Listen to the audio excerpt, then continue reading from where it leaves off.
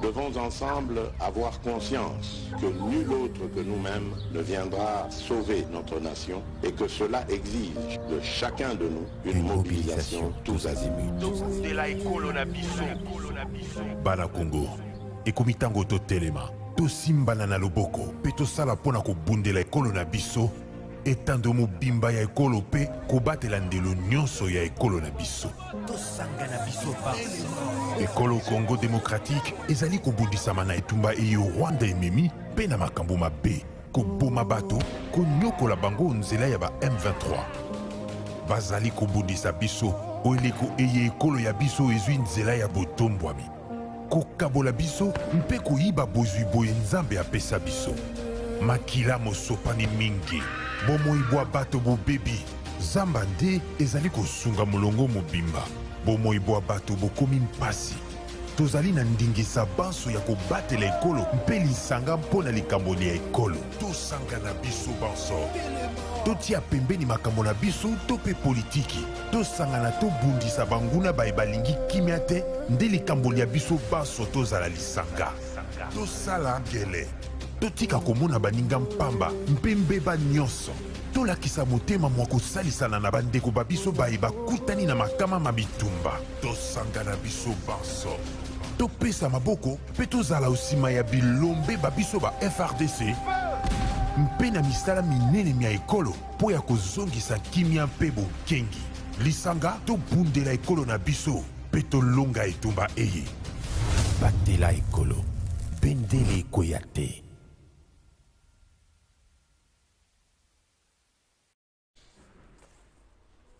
Merci Mbote, Nabino Sosika Bozali, Congolais pris d'épée, Congolais à Motema Malamu, Congolais de tous bords, Congolais de tous genres, Topé Sibino, Mbote, mardi 14 mars 2023, République démocratique du Congo, héritage à la famille Kabila, héritage à la famille Kengote, à la famille Katumbi, à la famille Bembate, héritage à la Congolais, Nyonso, Congolais de tous genres, Congolais de tous bords, Volcan, Nyamunagira.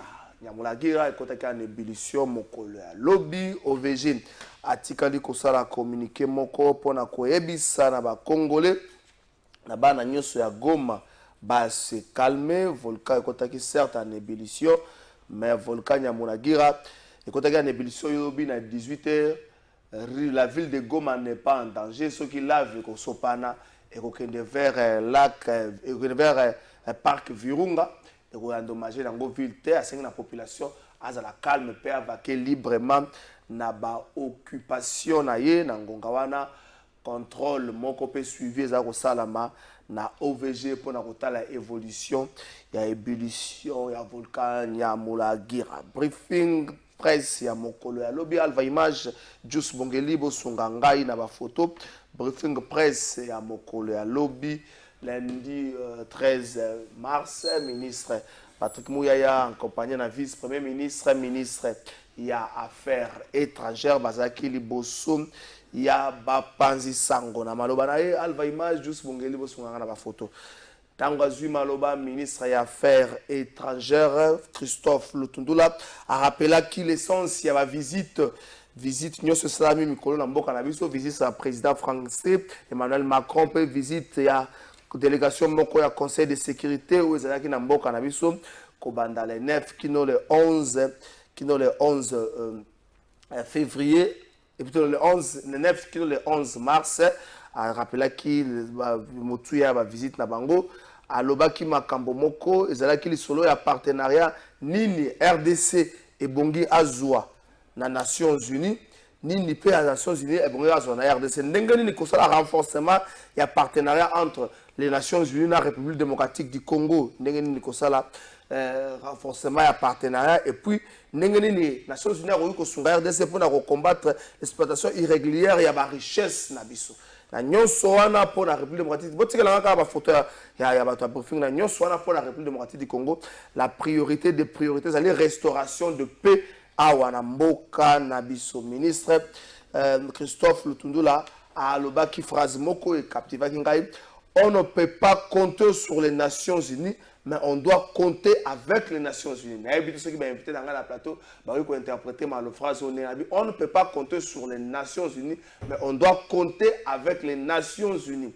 Naoel Tali Likambo ya arrivé à contagion angolais, dans la République démocratique du Congo, ministre des Affaires étrangères Christophe Lutundu Nathalie, ça qui était. Mission, il y a médiation. Il y a Makambo et Pesame, il y a président Nyonso, l'Union africaine, et CAC, bah ça qui m'a casé na président Joao Lorenzo et Longo na président honoraire Uhuru Kenyatta ya Kenya. Yango anande lokola M23 na parti na ye ba Rwanda bazako to sate ba résolution nyonso zo bima ya ba dialogue pe ma solo nyonso ya ba rencontre nyonso yango na président angolais Joao Lorenzo azwaki mokano ya ko informer na ba président nyonso ya EAC. Il y a informé le président à Grand Lac, il y a président sur la partie, il y a parti à faire partie à Grand Lac, il y a informé à quelques leaders qui na bokambi ya Union africaine que azui bokano ya kotinda kondaja moko angolais pour na nini pour ba veiller na application ya ba résolution mususu zali kozwa notamment cantonnement ya ba M23 na bisiko esengeli wana ngaite wana Christophe Lutundu ministre des Affaires étrangères ndenge alobela ki angolais ngwana na ngambo ya Angola lelo oyo lisolo moko ekobetama debe koza niveau ya Assemblée nationale na bango ba député ba débattre autour ya envoi ou non ya contingent angolais na mboka na biso wana ezalaki motuya ya makambo oyo ministre des Affaires étrangères elongo na ministre de la communication Patrick Moya bazalaki na ngole obeli boso ya bapanzi sango. Merci Nabino, merci na Alva Image na ndenge pesi biso ba photo na Kinshasa. Un nouveau argentier na ville, il s'agit de Félicien Koulouta. Wazalaki Timo Kola lobby na ba 15h 2G à 2GRK, yemuta komi ministre ya finance et remplacement na mona mboka Jangoy oyo ba pointaki di doigt epa ya IGF Jangoy akei atiki ebonga motuna. Est-ce que Jangoy azali seul responsable ya mabe ya conduite ya mabe ya mosolo ya ville ya Kinshasa? Nazoboya kolobango na ba terme assez technique ndenge ba topele ba bakazali ordonnateur te. Est-ce que azali responsable ya bobimi ya mbongo? Est-ce que Jango il décide de son propre gré pour mosolo bima na ville province ya Kinshasa? Alors ba tie Koulouta nga Félicien Koulouta, on appelle ça félicitations Kouloutou, félicitations pe banda malamu Félicien Koulouta. Alors ba tie Koulouta nga Félicien Koulouta. Est-ce que kozala décel de sudeur ya sorti ya mosolo? Ou encore il faut autorisation et pas hiérarchie. Hiérarchie na yezali nani? Est-ce que hiérarchie na yezali te gouverneur de la ville? Ce qui a zali nangonga, ton vice-gouverneur, ce qui a zali ko expédier ba faire courante. Est-ce que zali bango tende bazali ba cause? Nenge nini? IGF a eu ko pointer du doigt Félicien plutôt Jangoy, wazaki ministre de finance alimbisa amona mabete na Jantini Ngobila. Nenge nini mabe zali na Jangoy et pas Jantini Ngobila mabe zali te motuna yangwana. Je crois que batu bazali na plateau bari ko limbo la biso ba osonga biso na interprétation bino pe na ndako bo interpréter likambo za lokolo okutinga na mafuta na munoko. Mama lobi papa lobi mbongo na tiaki misune ko gite. Mama lobi bon nga moko na simba ki nzungu na ngai bandel ti suka mais mwana moko azana mafuta na munoko pe na misune suka azoli misune yango wapi motuna ngo nde yangwana. Est-ce que l'IGF azako bomba eloko moko te? Est-ce que l'IGF azo protéger Jantini Ngobila te? Est-ce que l'IGF ne protège pas Jantini Ngobila? Motuna makasi yangwana. L'IGF ne protège pas Jantini Ngobila. Avant de présenter bino ba invité donc na régie total la bongo lancement des travaux et construction. Il y a 150 écoles, message au ministre Tony Maba à Salaki, na Bandeko, na Webi Kinshasa, per République démocratique du Congo. Donc maintenant qu'on poser la première pierre, mais qu'on Luka Koya au sala inauguration comment moi passer pour au monde au Mutazo Kimbongo, à Beli qui tout au Azomona na te et comme au comité de suivi et comme on est comme na projet de contrat sinon sinon congolais n'est comme au boulevard ça quoi 3 bandes basongé aller comme retour au IGF peut bon ça la loi n'engezo ke ne bon na Congo donc na régie total la lancement ba travaux na bongo tozonga na présenter bino ba invité na biso au basali déjà na plateau. C'est parti. Dans notre pays on a constaté que et ça nous revient toujours que nous faisons toujours les cérémonies de pose des premières pierres et par la suite on ne vient pas déposer la dernière pierre. Parce que souvent les entreprises qui sont engagées pour nous accompagner disparaissent après la pose de la première pierre. Je ne voudrais pas que ce soit le cas pour les PST, parce que dans tous les cas, tous les provinciaux que vous voyez ici sont déjà prévenus. Ils seront ici et passeront chaque mercredi pour suivre l'évolution des travaux. Alors évitez la prison, parce que si ça n'évolue pas, ce que nous ferons nous-mêmes, c'est de vous saisir et vous conduire directement devant l'autorité judiciaire la plus proche. On ne va pas dire parce que il y a des caméras, on va dire c'est l'arbitraire, non. Dans les codes de procédure pénale, il y a une obligation générale qui pèse sur tout témoin d'une infraction flagrante intentionnelle de se saisir du suspect et le conduire directement devant l'autorité judiciaire la plus proche. Mais je sais que ça ne sera pas votre cas. Vous allez nous accompagner. Donc, il faut être sérieux. Nous voulons repasser ici dans 7 mois pour inaugurer ces bâtiments. Vous avez la responsabilité de nous faire 30 écoles au travers de la République, mais nous commençons avec 9 à Kinshasa, c'est ça. Et donc, nous voulons voir vraiment un projet qui commence et qui s'achève à la lumière du jour et à visage découvert. Merci, je crois que boyo qui message ministre Tony moi bazo pesa na bande kwana baganya ki marché wana tikana lobelo moko moni Kinshasa za benenge to mesana. Oyo mona mutu mususu boyo a violaka na kala. Poaka na ba établissement scolaire na ye ya privé a violaka. Mo oyo mona mutu ngazo bunela comme ministre ya PST. A violaka azo bunela comme ministre ya PST. Soka bana batalo bazo lakisaka image wana. Au violeur monene. Atangi kombo na yo. Tiana ngo zo kozwa bi dikaso atangi kombo na ngana atangi kombo na yo. Natangi kombo na yo. Natangi kombo na yo. Oh nous a violaka ba kuva dossier politique kota na kati ba kuva dossier azwa mwasi wana a dédommager famille wana dommage ya koyoka na bino mi baleza problème mais l'état ko sekisa dossier mwana bato tinda soki na Chine soki na Inde obomaka moto mozo bunda na pe ozo sabe ba kabalo comme ministre ozo ka sonité un violeur comme ministre posa kana bana mais ko bebisela biso bana ti wana nga esili bana nga na otangisa bango suta nga ko bebisela biso bana pambo violaka. Des invités dans l'émission d'Abissoya Mokola, il s'agit à Maître Nicolas Lenga, secrétaire général adjoint à parti politique en vol. Et plutôt, oui, en vol. Il y a mon amboka Délice Sanga. Délice Sanga, on appelle si un mot. Délice Sanga ne pourra prendre la guerre de l'Est comme un prétexte pour organiser l'élection. Maître Nicolas Lenga, la pression. Mbote na yo neko trésor kala fayize sengopo na leka wa mwa kala. Oyebi tosalaki na kati ya mboka kokenda ko redynamiser ko lendisa ba structure na biso à travers la République et nazalaki penza na tango mingi na Kisasa te sima mikolo na kopumbuka lisusu to continuer ko lendisa ba structure na biso à travers les 26 provinces. Bon ça là jusque là à 5 hein. Ozo compter bien. Ozo compter 21. Ozo compter. Kinshasa bozalaka déjà parce que bokenda na babenga kota état babenga ngoni Kaluka.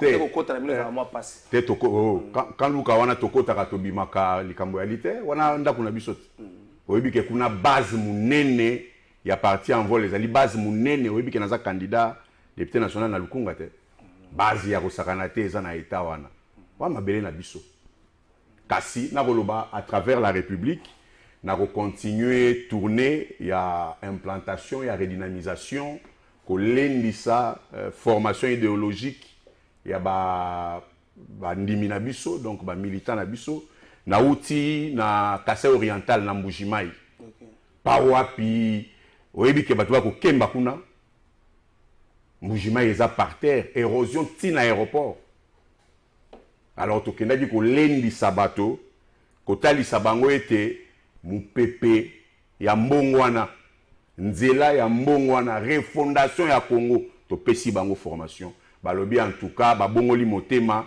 to exorciser bango na makanisi ya mabe bakoti en vol donc désormais Mbujimai mabelo ya biso nazonga une eteni ya mabele na maboko nazonga nango tindako donc Mbujimai est tombé Kasai oriental et longwe l'église au baté ya évangile moko et comme pena province lokola ba province nyonso bongo bato bakoki kokenda kosala l'exercice démocratique ndenge balingi. Le parti en vol fonctionne très bien et nous sommes en train d'affûter nos armes pour l'élection il y a 2023 en décembre. Na pesi pe ndeko nanga tozali na plateau mbote na mona ekala na moni santé ezali bien na sepeli mingi mbote na balandi nyonso bakolanda biso. Merci maître Nicolas Lenga. Junior Bakukela, secrétaire général, il y a UFF, parti cher, il y a Constantin Bengele. Constantin Bengele a aussi relé. Et puis, Batubala Kebele. Bazin Pembenja, les félicitations de Konangana. Quand ça veut voir aussi à Lemba, Pemela Baklovis, mais na monagi lobi na dégessé. Non, bravo de Bazin. Na monagi na dégessé Batu Bele, Bazin Pembe, na Pessio Makasi, Pembote, Sikozo. Maître Junior, na Pessio Mbote. Mbote de Trésor Kalafai Ramazani. Et beaucoup plus, merci pour l'opportunité au PCB na Tongo Alelo, pour l'invitation. Le PCB na Kulutu, co-débatteur, maître Lenga, où na chaque fois dans le plateau. Et puis, tout ça, qui na Mobembo vol moko na mois de janvier, tout ça qui na Équateur. Et donc, félicitations à l'action, basala qui est pas dans l'Équateur. Vraiment, ceux qui m'ont dit ça, il faut qu'on commise. C'est ça la nouvelle classe politique. Merci. Nouvelle fin. Le parti Yakulu Tunanga de l'Ice Sanga s'appelle encore En Vol. Vraiment, ils sont vraiment sur la bonne voie. Et donc, téléspectateurs, tu fais si côté Bazolanda Bisso. D'entrée, déjà, tu peux un petit biscuit parce que c'est vraiment intéressant. Bisso Tozalagi, messager à Tshisekedi Tshilombo. Ton dimagito véhiculer message à chef de l'État comme communicateur. Alors, ce qui m'a dit, il faut tout le bas. Il y a un monsieur dans le comité de gestion passé, il y a intérimaire, il y a FPI. Basala qui mosala mabe, il y a un tata mokonzamboka, azwa qui ordonnance pour tia bato asika. Bertin Boudimou, il est là comme 2G, où il a qui n'a soutenir jusqu'à la fin de l'action. Il y a mandat. Bizarrement, bato babengana qui ba une ordonnance présidentielle, ba comme ko sala ba match pour que bazo nga batia ba on a ba direction, il y a FPI. Est-ce que lorsqu'on signe des contrats d'engagement dans une entreprise, et lobby était partout entreprise qui se retrouver dans le territoire national congolais, aux censés à kokende soki batindi yo. Et comme une négociation, il faut bâtir dans la ligne de direction. Pourquoi? Personne qu'on s'imposer. C'est ça ce que nous voulons. Nous déplorons cela, nous condamnons cela. Bateau bazako tia, moi, imposition dans CC, recommandation botika. Nazako senga na maman PCA qui j'ai beaucoup de respect. Maman PCA, Vicky Katou, une femme de fer, une femme de bravoure. Maman on a intraitable à sauvegarder mon intérêt à l'entreprise. Naïbi que ponaye, banyamu nyamelekakate. Mutuana, ceux qui déjà ça kolandangai, mutuana zo salaka ba cop pour que batie dans la ligne de direction. Par province paysanne, va continuer dans la direction provinciale. Aucun des pères que ça la musala kuna. Pourquoi seulement la direction générale, pe baluka batie direction mo ba pesa yepona nini? Yango to condamner yango. Yami balinde konangai na société. Au moins, ceux qui m'ont enseigné comme maman, il faut qu'on commise. Ici, ça n'a rien à voir avec la connotation politique. Batoba limbi sangai. Nazala qui un peu, nous autres salinga malade comme on a maman Olive, action ça qu'on sala na est. Action est vraiment caritative. Je me suis dit mais cette maman n'est plus aux affaires. Mon bail n'a pas sur mon konzambo katé, ça sur première dame té. Mais comment mon témoin est que pousser à chaque fois à souvenir que congolais n'a pas qu'on conclusion dans le but non, c'est qu'il y a beaucoup de moté malade. Cette maman a aidé la population congolaise dans son ensemble. Les actions philanthropiques, les œuvres caritatives parlent. À ce moment où nous parlons à Bukavu, Azako Sala, oh yokutu nandima kite que après ma mandat la bango, Azako Sala makamboyo. J'ai conclu en disant, cette maman mérite beaucoup de soutien et puis les Congolais va s'embêter la ponaille. Merci maître Junior. Maman Waro, maman Olive Lembe Kabila, j'espère bien à continuer toujours à lancer. Maître Lenga Kinshasa.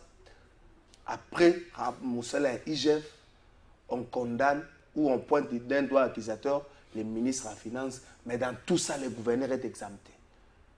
Par quelle magie le ministre à finances a démissionné le vendredi 10, hier, lundi 13, le gouverneur a tiré le ministre à Moussoussou. il n'y a aucune sanction prévue pour le ministre wana oyo bakizé bakizé bango moko bayebi mais tu na Kinshasa 500 000 moko bunga IGF alobela biso le côté l'Assemblée provinciale incapable de dire est-ce que le ministre des Finances est un électeur libre dans un système ordonné comme un gouvernement provincial où il y a eu une décision pour mon cadre il y a un bon sans pour autant mon conseiller à informer de quoi que ce soit la personne 2 minutes dans le Cameroun. Nakobanda ko yano na lycée moko balobaka na le côté ali falancé. Lorsqu'une plante perd ses feuilles, il y a un problème des racines peut-être. Oui. Kalabingité, ministre et Affaires intérieures, il y a vu la Kinshasa à hauteur de démissionner. Sika ezali ya finance. Maman na biso monga fola. Sika ezali ya finance. Boyebi que ezali quand même eloko moko ezali grave tango batu bako kanisa que ministre à finance akoki ye moko sanzingisa ya mokonzi na ye azwa mokoloto na ya tia bana kobimisa mbongo lokola libenga na ye te. Régime oyo musala nango yango wana. Tata azaka na faute te, faute ya mama na bana. Mais soki eloko esengo gloire ya tata. C'est ça la culture de ce régime. Collation tata sepeli. Mais mwana minerval mama bundani. Oza komona biloko yango oyo. Sikoyo balobi ministre wana aza fautif. Kasi bakoloba nanu clairement te, hein, les faits vraiment lui reprocher penza clairement ezanini. Soki ezali malversation financière.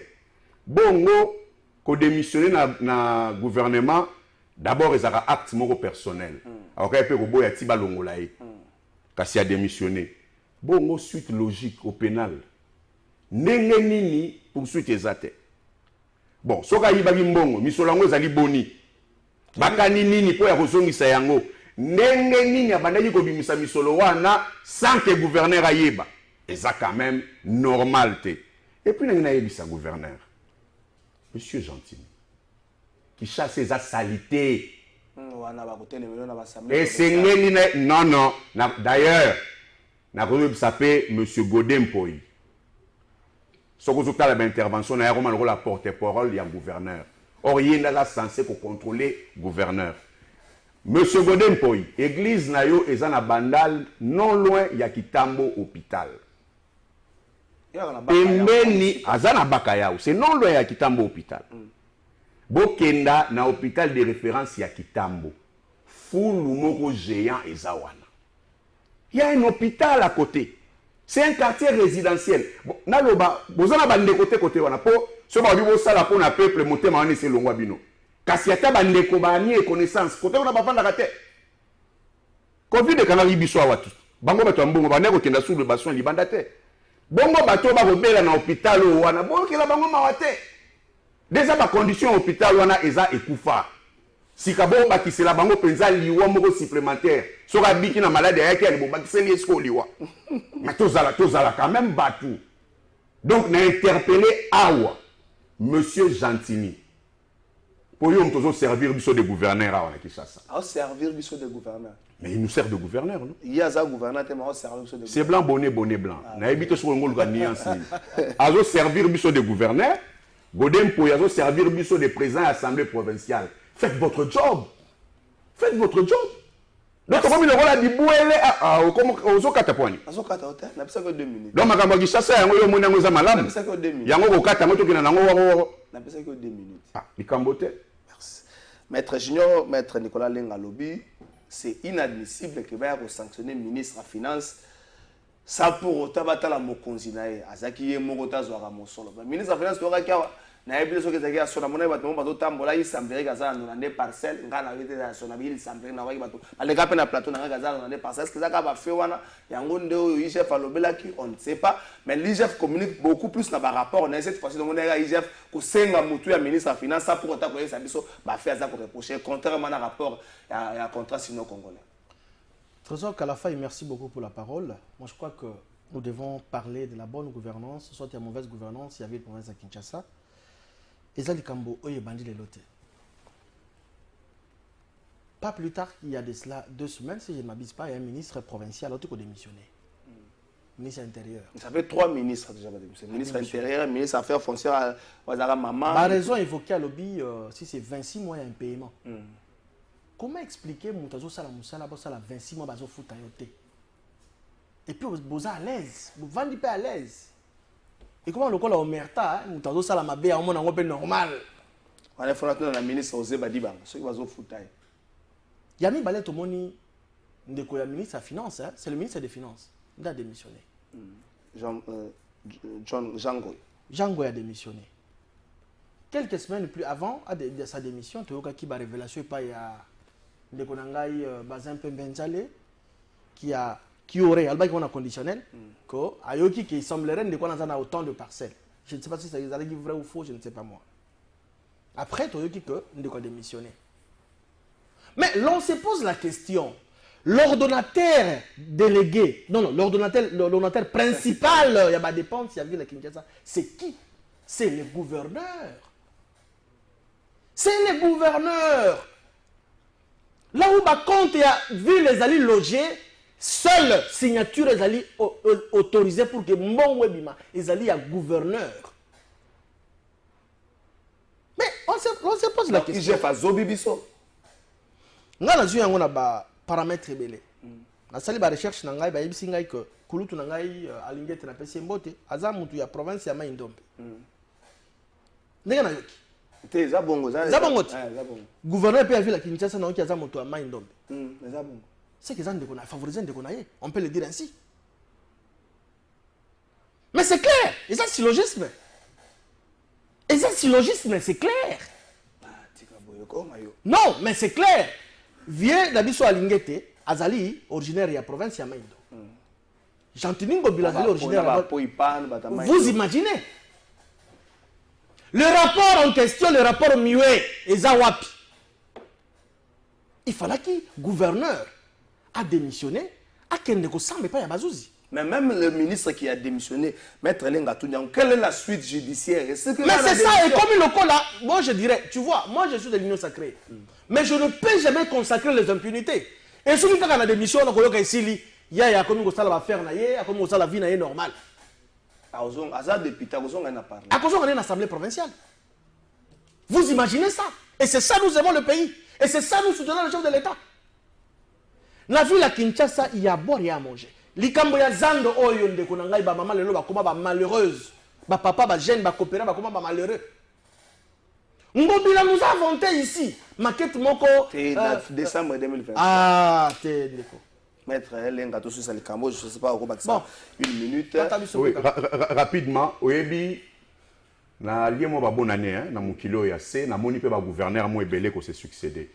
Mais je le dis, mais vraiment je le dis sans passion.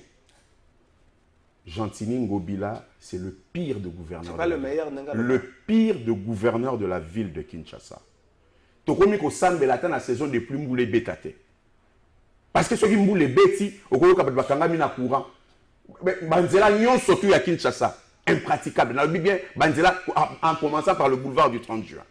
Même les bossons gouverneurs voilà. Toyoki, mais les bossons n'ont pas kolobaté hôtel de ville et ton naramai. Ayaka Moussala, il paraît. Ayaka après-midi. C'est quand même révoltant. Gouverneur au Sénégal a un homme de terrain. Non, pour la bouka banda kwa batu. Yangote. Les conscients anarchiques essayent de bouka, je suis d'accord.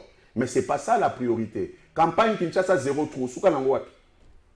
Il faut nous dire. Et yango bandaka kaka Kinbopeto to suki nango wapi. Comment voulez-vous mais nazolo bango parce que ça na lukunga. Comment voulez-vous ba habitant ba électeur nangai ya Kintambo ba donc aussi c'est là ba électeur ba kufaka na ba typhoïde ba nini tout ça. Donc ou alors les appellent système de épuration, il y a peuple. Comment yo gouverneur na ndeko na yo pour comment neti porte-parole na yo président de l'Assemblée provinciale et puis bino ba député provinciaux vraiment est-ce que atabasi na bino na bano ba sera binoté aucune interpellation vraiment aucune question question avec débat question aucune et mon quoi benda frein ba pe saka ba raison et suka wapi. Merci Maître Lenga. Merci Maître Lenga. Tokota na likambo tali sécurité. Alva Image, la photo du ministre des Affaires étrangères. Lecture d'une bonne salle, la phrase au ministre, monsieur. 1 minute 30, bon. 1 minute 30. On ne peut pas compter sur les Nations Unies, mais on doit compter avec les Nations Unies. Maître Junior. On ne peut pas compter sur les Nations Unies, mais on doit compter avec les Nations Unies. Ministre des Affaires étrangères, Christophe Lutundula. Bon, dans le contexte de Lutundula Lobby, je vais aussi pousser mes arguments, mes analyses contactées. Les Nations Unies ont dit Mamandu qui peut abonder la biso Nambokate. On ne peut pas compter sur les Nations Unies. C'est-à-dire que Tokoki pensait que MONUSCO, les Nations Unies, il y a une force na bango balbino, il y a une arme, il y a tirer to bunda pour que tu débouter M23 qui est dehors, il y a RDC. C'est une interpellation que Bisso Mokoto se prendre en charge.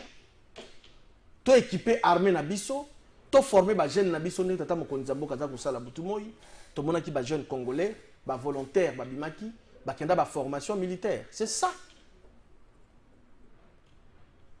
Celui qui veut la paix prépare quoi? La guerre. Alors nous voulons la paix. Il faut se préparer armée na Bisso à la makasi. Une armée dissuasive. C'est par rapport à ce contexte-là que le ministre des Affaires étrangères a parlé. On ne peut pas compter sur les Nations Unies. Les Nations Unies on doit compter avec les Nations Unies. Les Nations Unies vont nous accompagner. Okay. L'accompagnement, c'est normal avec les Nations Unies. Mais sur les Nations Unies, là, c'est à travers le monde, ça n'a jamais été fait. Tout rêvé tout est. Tout le monde qui Macron a yawa. Alors, le Congo, Bino, Makambona Bino, d'abord, Bino Magobo se prendre en charge. Bon, organiser l'armée na Bino. Délégation, il y a Conseil de sécurité, Congo, ils ont répété la même phrase. C'est le moment, et c'était sur l'occasion, on a félicité le chef de l'État. On a eu opportunité à les moyens nécessaires pour que les jeunes n'aient pas de formation armée, mais également les autres comme armée, comme dotation, ils allaient vraiment à la hauteur pour l'armée. Ceux qui sont soldats, ils allaient malam. Comme militaire et comme réhabilité. La cantine et soldats comme au rendez-vous chaque week-end, ration à bango. Et que soldats militaires ils allaient au rendez-vous.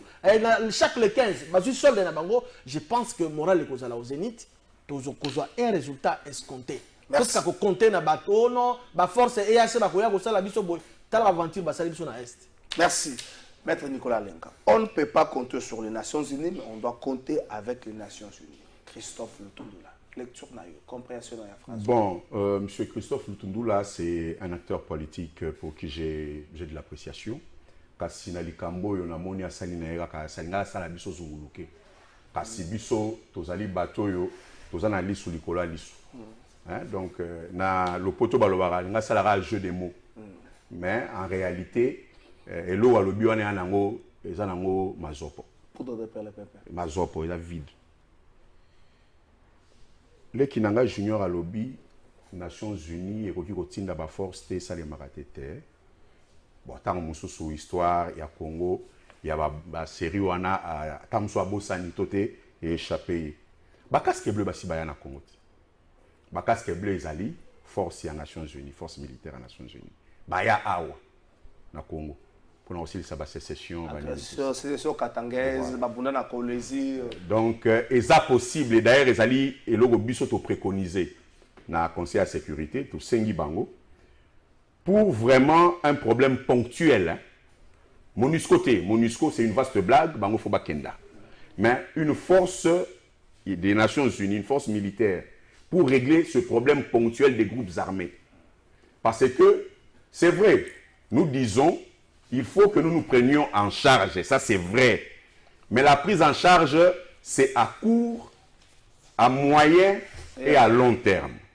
Pour ce problème ponctuel, Batouban Solelo Baza d'accord que Rwanda les a agressé à travers le M23. Quoique, Naebandela, gouvernement Nabiso, on est Kouanga Likambouana.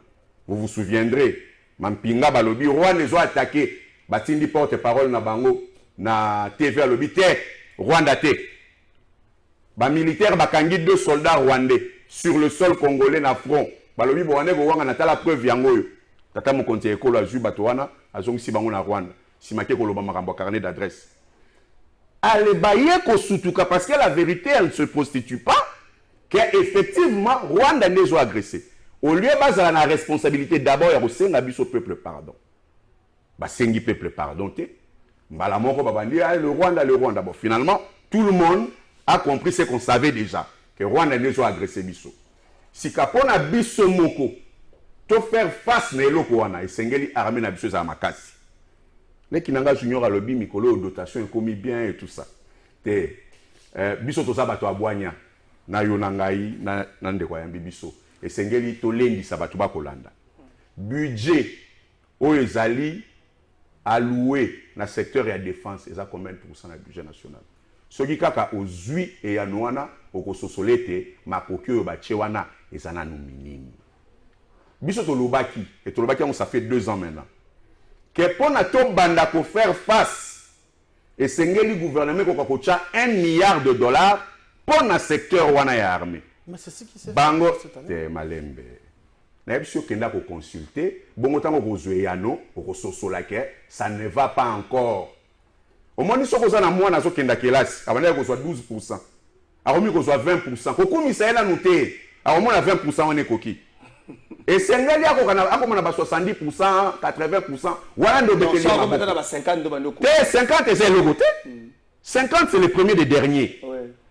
Et bah tu vas voter tu sais que dit pour aller au la biso mazoko. Bah voter qui pour ça va solution à problème.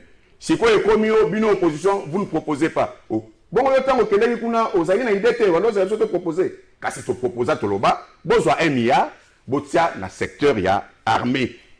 Pour que bakoka ko réformer batu bakoka ko équiper bango bakoka ko pesa bango makoki qu'il faut bacha basi na bana na bango dans une sécurité sociale wana on va commencer à résoudre. Mais en attendant nous avons demandé que les Nations Unies envoient une force militaire pour résoudre de façon ponctuelle ce problème en attendant que Bissotoro va se prendre en charge militairement. Toyoka ki a balobi non Bissotoro za batwa diplomatie agissante. Kaka bango moko bakomi ko finga lisusu ba invité na bango oyo bayaki na cadre de diplomatie. Kaka bango moko lisusu balobi mutu ango balingi ete na Congo. Kaka bango moko bakesu ko melana mutu ango masanga quelque part na Kinshasa. Donc on komona que gouvernement moko boye, régime moko boye ba ko mema biso na ndenge penza ya ba cowboy. Mokili batambusaka yango ndenge na te mboka batambusaka yango lolenge wana yango wana. Heureusement pe mandango est commis na souka. Avant de côté la catavato soit arriver ou pas parce qu'il y aura un débat dans l'assemblée angolaise lelo pour na likamboana ba député angolais ba ko statuer nango mais likambo itali relations diplomatiques na biso na Rwanda. Boyo ka phrase. Si nous décidons de fermer totalement la frontière avec le Rwanda, il y aura beaucoup de préjudices de part et d'autre, surtout économiques. Ministre Patrick. Bon, merci. Mais je devais un tout petit peu... Oui, on a eu une 30 secondes à Nikolopo. Koloba.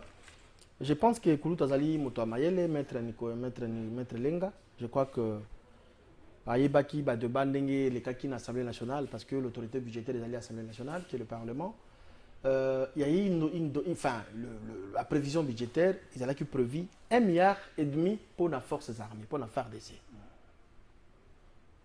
Loi des finances, même dans Google, il peut taper ça au ça a été prévu 1,5 milliard pour la Mapinga, pour la FARDC. Et c'est une première. Nous devons féliciter le gouvernement de la République pour la volonté on n'a jamais vu dans ce pays, ne serait-ce qu'il y a 500 millions de dollars recommandés. Et pas que nous, Joseph Kabila, il y a 300 millions. Il y a tout le monde qui dit que l'armée n'a pas vraiment inefficace. Et aujourd'hui, avec Tshisekedi Tshilombo, selon ma prévision budgétaire il y a 2023, 1,5 milliard, c'est pour forces armées. Ce sont des avancées très, très significatives pour le pays. Alors, je comprends, Makambobele via Zoloba, Maître Lenga Zoloba, Zapona, les oppositions, jamais Mbanda, il faut critiquer, Alobake, Mbandaza Mabe, Mbandaza Mabe, Mbanda di Makambanda te na mokilio. Balanganza mokutu ba yemba yango. Tabule ya yemba yango. Jamais Mbanda te ka ko ndima Mbanda. Soki Macron akendaki na quartier moko ya commune moko ya ville ya Kinshasa komela. C'est parce qu'il a des relations avec un artiste, la star de notre pays. Fally Ipupa, pour ne pas citer son nom. Il s'est retrouvé là-bas avec son ami, Fally Ipupa, ils ont des relations. Bayebani. En quoi est-ce qu'on endossé le gouvernement de la République? Tata Mokonzi Mboka. Makwa Zamona Mouké, tata l'agenda, na yabayi kena okene na Congo. Timing il na okene ko partager vers nan de konangai camarade nangai bon, camarade nangai Fally Ipupa. En quoi est-ce qu'on endossé biso union sacrée? Moi je pense que on conclut en disant bandandi marambandate. Mais ne serait-ce que la diplomatie agissante, bon, mon qui papa Monsanto Aroma, qui n'a pas nabiso depuis 85, aïe, c'est tout ce qui est dit. Tout le monde le président français Otikoya Awa, balai diplomatique et Salemi Namboka Nabiso Mingi Bazoya. C'est sous leadership, il y a les diplomates, c'est que dit Chilombo Félix, président de la République. Alors la question était axée sur... Si nous décidons de fermer totalement la frontière avec le Rwanda, il y aura beaucoup de préjudices de part et d'autre. Ndeko, nous habitons, nous sommes ici à Kinshasa, nous sommes résidents à Kinshasa. Il y a nos frères basés à Est, principalement dans la ville de Goma, na Bukavu, parce que j'ai eu la chance, à Goma, Bukavu, Uvira, Bujumbura, Tiba, Kigali, Mboka Koma, c'est sous la bénédiction de Constantin Dengele, qui est mon père politique. Ces gens-là, Vivaka, la connectivité entre les deux pays, entre la frontière Rwanda et Koti Ebimi. Et Keye Zongi. Mais ça a été matin, hein? Pardon. Soki kaka ba libo bokanga frontière Rwanda. Mais bande ko biso ko mabako vivre ndenge. Il ne faut pas tout ça la confusion entre régime Kagame et ba Rwandais. Non, c'est pas dit que non, les Congolais vont avoir un problème na Rwandais d'une manière générale. Non. Il faut nuancer ça. Tous les conflits na Rwandais, tous les conflits na l'individu Kagame et son régime. J'ai même suivi ça avec mes amis na pesi bango mbote bazo landa biso na bureau. Vidéo balakisa la semaine dernière. Il y a même des Rwandais qui marchent contre Kagame. Par le fait que la RDC a attaqué Kagame a Simaba M23, les effets collatéraux et comme il faut se faire sentir même dans le niveau yaba, bah il pas Rwandais. Collier comme une moins difficulté. Les loba kanga ba frontière nyoso, pas d'entrée, pas de sortie. Toyebi ba fait nini et ko causer na ba ndeko na biso ya Goma, Bukavu, Uvira za na frontière na Burundi. Mais également, il n'y a pas de mon frère, partout, même partout, tout pays, tout à travers le monde. Jamais à l'unanimité, pays, on a d'accord, on a président. Oh, Kagame a ça là. Rwandais, Belé, Bazali contre. Et nous condamnons cela. Toki jamais qu'au privé, qu'on lie à toute relation avec parce que ce sont nos frères, censés vendre Pembeni, frère Baba frère de santé, mais sont nos voisins, voilà le terme approprié, sont nos voisins, mais nous déplorons, nous condamnons la politique à Kagame, Kagame doit dégager. Merci. Maître Nicolas Lenga, si nous décidons de fermer totalement la frontière avec le Rwanda, il y aura beaucoup de préjudices de part et d'autre, surtout économiques. Maître Junior Alobeli Angoa. Enfin, ce n'est pas le peuple rwandais, le peuple congolais. Il y a certains régimes au Rwanda où ils allaient décrier, mais le peuple rwandais va travailler, va vendre la politique, un bon voisinage. Est-ce que vous partagez ce point de vue? Naoki Mawa. Naoki Mawa, parce que. Est-ce que Bakambina biso penza bazo sosola makamba ko sala ba koloba wana?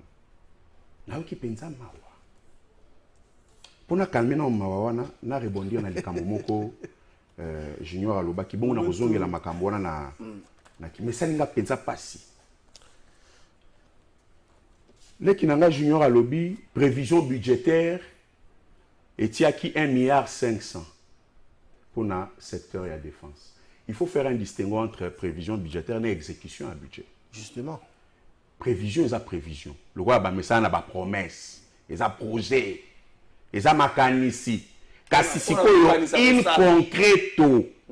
Nini eza na maboko ya secteur à défense po ya makambo wana ya ngonde motuna. Tango akozwa ya nonango akotika koya awa kolobela prévision pour prévision eza le rôle là promesse eza projet ya ngotendeza tata lobi tango na kozonga bana bokolia soso yo bimi na koyo bandi déjà ko balusa libumo lobi oui na sina tondi soso te omona boy na midi bacheli ondakala yango wana mbanda ndimaka mbanda te likambo te mais na politique eza likambo bombanda te kasi ndenge naloba boye na aéroport ya Mbujimai tarmac eza na madusu Airbus a 380 qui tient aéroport nyonso na koyebisa osea kotokomi kobaye kokenda kuna po madusu na tarmac ya aéroport. C'est factuel ce que j'ai dit. J'ai compté personnellement 3 têtes d'érosion. Mais on me dit qu'il y en a plus. Nakati ya aéroport, na zinga zinga te. Nakati ya aéroport pembeni ya tarmac. 3 têtes d'érosion. A Mbujimai. Eza na école moko na kende ko visiter. Balakisinga salle de classe moko. Nakati ya salle wana ba classe mibale ezotanga. 4e primaire na 5e primaire. Na classe moko bakabola tableau. Côté au maître à 4e, côté au maître à 5e. Na yebi yo lobelaka mingi makambo ba gratuité na banini tout ça. Yebi sa mokonzi wana. So na yebi ka yebi. Ezape na fief na ye. Na kati ya classe moko, na salle moko 2 classes. 4e primaire na 5e primaire. Na gauche wa prof à 4e, na droite à prof à 5e. Bongo yebi sanga bana wana. Bozo lukela bango bomoi, to bo boma bango mitu. Koloba yango ezali koloba te makambo ya mbanda ndi makambanda te. Et puis toko kamwa c'est que bagu yango penze baby otali penza en vol.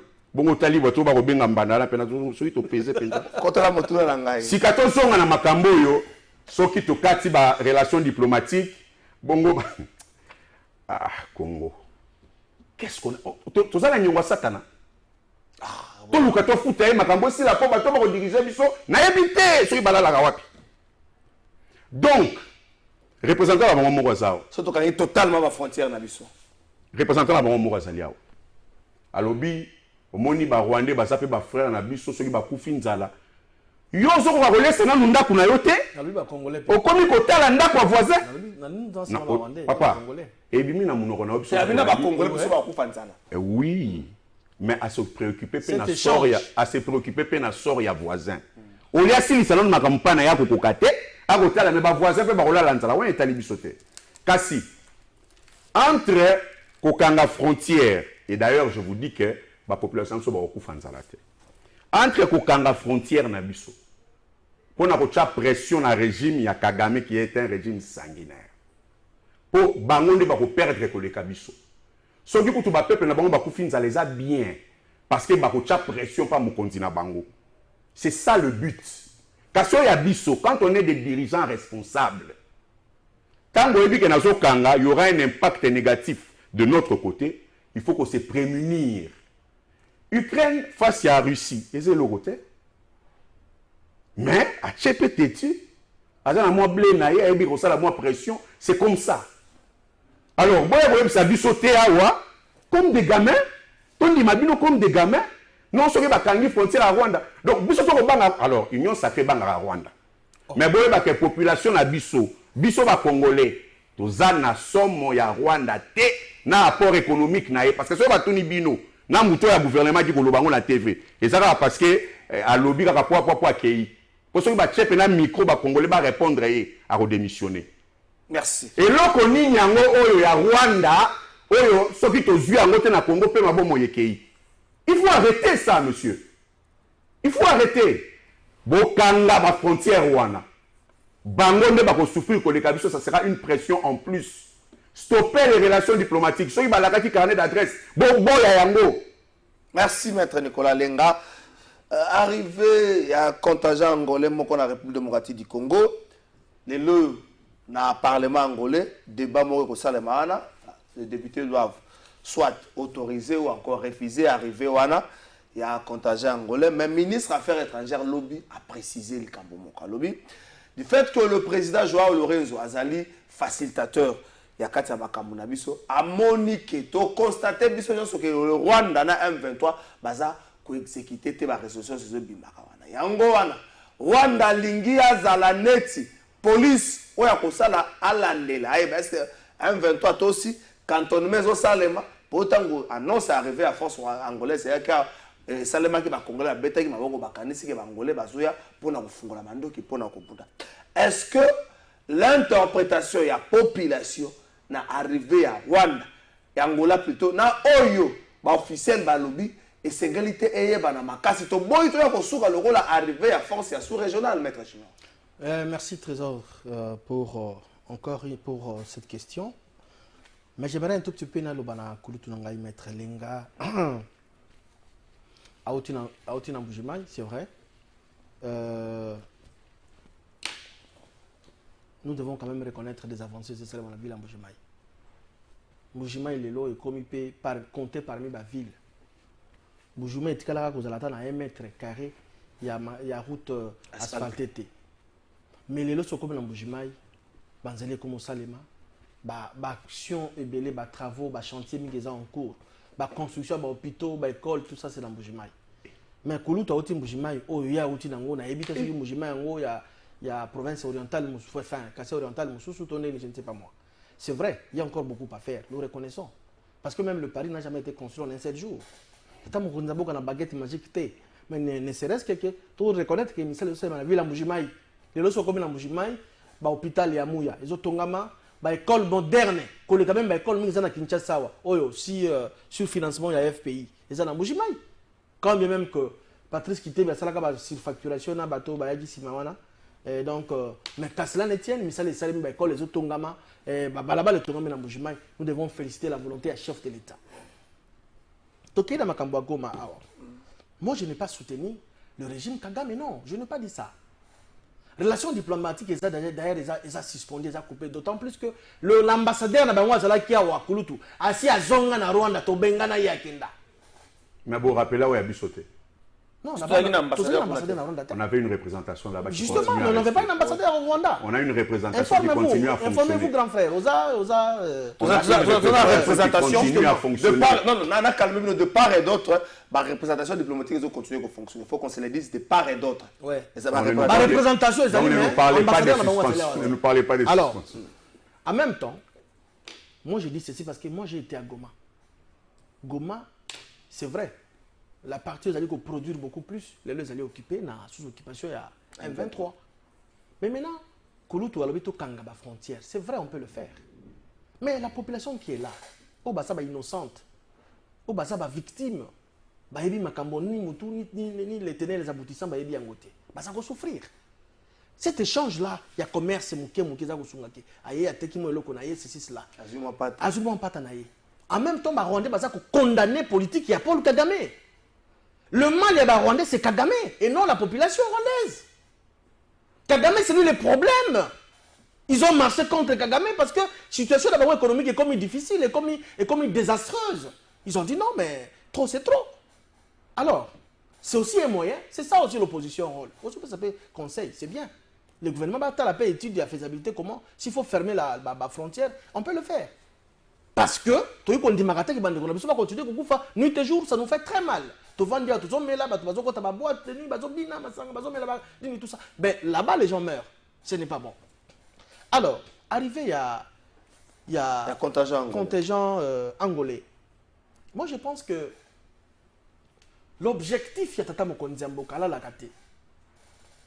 C'est que dit Chilombo, les gens peuvent critiquer dans tous les sens. Vous avez une minute. Il y a un tambour à travers le monde pour la Koluka. La paix totale est en Mboka. Respectuer, il y a un consensus dans la sous-région. Balobi Toyo Kanaboy, il y a un timing. Il respecter.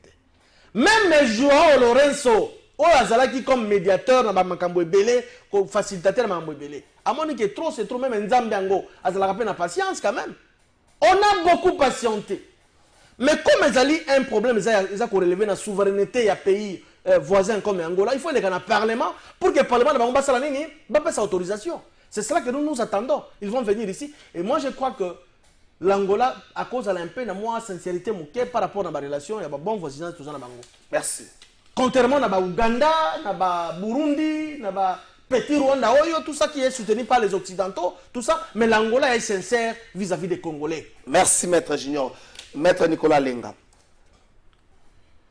est-ce qu'il faut que le gouvernement communique plus autour, c'est vrai, ça dépend aussi à Parlement angolais, autour et arriver à contingent angolais, parce que les gens ont cru comprendre dans Mituna Bango, et à travers même cette interview, le président de la République a accordé à France 24 RFI, que l'arrivée de la force de l'EAC, c'était pour écraser les M23.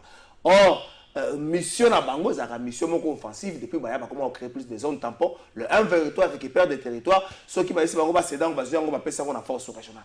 Quand le ministre des Affaires étrangères lobby, Angola, la police. C'est-à-dire pour veiller au respect à la résolution, les Congolais, les Bango, Yoki Angola, se référer, n'arriver à Bangolais, 98-99 sous musée, où ils ont une mission beaucoup plus offensive que Oyalelo. Est-ce que le gouvernement Bunga communiquer plus pour Congolais à Yeba, n'engeni nature à contraire?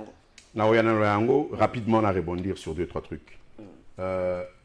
Non, Ndekonanga junior, Nauti fraîchement Mujimai. Mujimai, ils ont vivre été. Botika tango mususu yopo yoki batu babeteli yo lisolo nga ona kobetela yo eza lisolo te babeteli ngai eza biloko na moni ngai moko. La population souffre. Population sa ko kemba ou bisanga bazotonga eloko te. Il faut vous renseigner. Mboka ezali ya kokufa en commençant par la ville de Mbujimayi. Maintenant bolobi il faut saluer la volonté. Donc, Bisso, ton dimari Félix à la présidente de la République pour la volonté. C'est ça. Bah, pesa kamutu bokondi pour résoudre les problèmes. Pour y relaxer Bisso volonté na été. Ezali concours ya mutema malamu ya mutute. Ezali mutu aya pour résoudre les problèmes. Sikoyo, na dernière année à mandat na ye, oloba, to saluer volonté. On a commencé à bande qu'on a Bisso ya Kassai oriental. Parce que c'est le même constat dans toute la République. La chose à faire est simple. Dans l'élection il y a décembre 2023, Tokobengana Félix Tshisekedi na maponani. Sikoyo na makambu ya arrivé il y a des troupes angolaises. Gouvernement congolais, boyo kana bisabino likambo. Botika ko zoba biso peuple.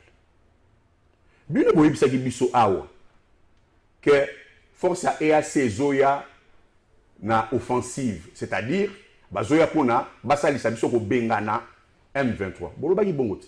Soto obike bokosaki biso boya ko kanganga pona outrage. Bon, soki ça le kuta te to benga ngoni. Sikoyo bato bayaki kutu avec un mandat offensif. Bakomi na bango ko sala villégiature à travers la RDC. Oya ye alobi azoya loko la police. Mais au limite sur côté la nini parce que yo moko déjà aussi au constater que Moutouana a ko respecter cesser les feux a ko progresser. Si ko lingo ya yo moko pota la nini. Tout porte à croire que au moni ba fourmi lo lenge ba vivaka. Soki fourmi moko ko lekana nzela na peut na morceau alipa. Azonga ko sabaninga. Abeta katangwa. Boya awa lipesali. Est-ce que yango wana te ko salima na kati ya Congo? Mais le plus important c'est que la responsabilité du gouvernement est mise sur la table. Merci. Bakoki kotika te na mboka lokola Congo, ba force mususu bango moko ba bengi, ba ko sala foire. Merci. Congo comme Flamingo. Merci maître Nicolas Lenga.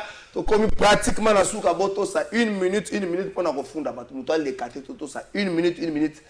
La guerre des experts na niveau c'est la guerre des experts pour Corneille Nanga, il est pratiquement impossible de tout ça bouiller. Tout ça l'élection en 2023. Pour Corneille Nanga, il est pratiquement impossible tout ça l'élection en 2023. La guerre des experts au niveau CENI. 1 minute. Bon, il n'a pas tort aussi, d'autant plus qu'il avait aussi géré cette institution à l'appui à la démocratie. Mais quelque part aussi, Toyoga Gipé, Denis Kadima, celui qui est en fonction actuelle, le président CENI a dit que, à Tikala Bongo, depuis septembre, soit octobre 2022. Donc, élection, il faut mettre aussi des moyens. Chez nous, à l'Union sacrée, on te caresse anti-valeur T. Tout ça, c'est la ministre de la Finance. Babi, il y a une grande carrière. La ministre du budget. D'ailleurs, même, je dis, il faut venir à l'Oba. Parce que nous avons 10 secondes, l'Oba. Imaginez-vous, le service de l'État jusqu'à là, il faut terminer. On va faire au mois de février et comme il au mois de mars. Ce n'est pas normal. Merci. Maître Nicolas Lenga, 1 minute, tout ça. Na 1 minute, le roi Liboso na Rosenga, ndeko Félix Tshisekedi zala clair. Oui, il faut zala clair. Yemtou a président du conseil des ministres. C'est lobby depuis septembre ba Zumbongote. Ministre de la Finance, ça muta parti na et. Auti nanga muna ya union sacrée. Monsieur Félix Tshisekedi zala clair. biso nyonso to comprendre que le désir c'est de glisser kasi na lo bango na ndenge biso ba kinoa to lobaka et ko sopa yo parce que na premier mandat au bandi déjà bizaleli oyo biso na yo to bundisa Kabila zala clair seni a lobby banda septembre à Zumbongo donc c'est-à-dire baza en cessation de paiement wana yemoko kadima mtalobaki sikoyo mtu aseni akala oya memele biso ba problème tozo vivre les lois asali tubela bongo yemoko azongi na sima tubela na ye ya makamundenge lekana ki olandaki pratiquement impossible a lobby moyen ma ponami ça les mesate sikoyo bakozwa biso bambumbulu na bango biso toza ba candidat nga za candidat na Lukunga ngape na za candidat na Lukunga omoni toko beta na naye mingete kuna merci baso biso bambumbulu na bango te to sengi monsieur Félix Tshisekedi na makambo etali maponami ya décembre 2023 zala clair. Merci maître Nicolas Lenga, secrétaire général adjoint à parti politique en vol. Merci maître Junior Bakokela, secrétaire général à parti politique Union fait la force. Merci Clovis Odinga, Jus Bongeli, Alva Image. Merci à votre spectateur sur Balanda Kibiso. Terrain comme glissant. Mamboula uti kobeta ko ciel mko moi facile. Si ko faut ça na technique kobeta bana ba boti na ndenge terrain ko moi glissant. Mamboula mkebeti yo biso bato beta bana sur la terrain pelouse. Ce qui mamboula mkebeti zo beta makolongo ko souhaita et ko moi facile ko souhaite ko moi facile donc ko glisser.